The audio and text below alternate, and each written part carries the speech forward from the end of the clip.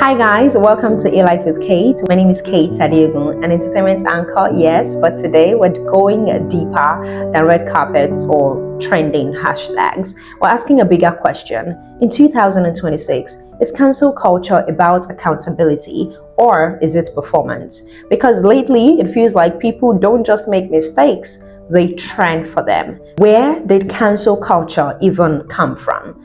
The phrase cancelled didn't start as a political weapon. It began in pop culture spaces, especially Black Twitter, now X, as slang for withdrawing support. But by the late 2010s, cancel culture became mainstream during movements like #MeToo, where public pressure led to real consequences for powerful figures. And at first, it felt necessary. But for decades, powerful people faced no consequences. Cancel culture felt like a digital correction of power imbalance. But fast forward to 2026, the question is, are we correcting injustice or just performing outrage? Who actually decides who gets cancelled? Now, here's something interesting. Not everyone gets cancelled equally. Some celebrities lose endorsements overnight, others trend for a week, drop an apology, and return stronger than ever. Why?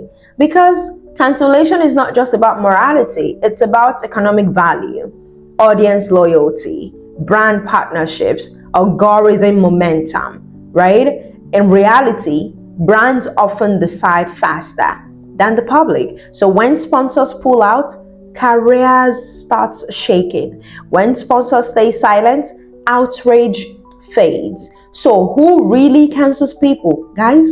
The internet or corporations protecting profit margins? Selective accountability, as far as I'm concerned, let's be honest, cancel culture often feels selective. A musician might lose everything over offensive tweets from the year 2012. A politician may survive multiple scandals. But why does accountability hit entertainers harder than power brokers? Is it because entertainers are more visible? Or because they are easier to sacrifice? Now, here is another uncomfortable truth as far as I am concerned. Sometimes the loudest outrage comes from people who don't actually care about the issue. They care about being seen caring, and that's performative. And social media rewards performance, we know that. Outrage travels faster than nuance, and condemnation trends more than context. Here's the twist, sort of. Cancel culture in 2026 does not end careers the way it used to. We now have what I call comeback culture. Public apology, strategic silence, rebrand, documentary, redemption tour. And suddenly, the same audience that cancelled you becomes your comeback supporters. So, was the cancellation ever real? Or was it a temporary dip in public favor?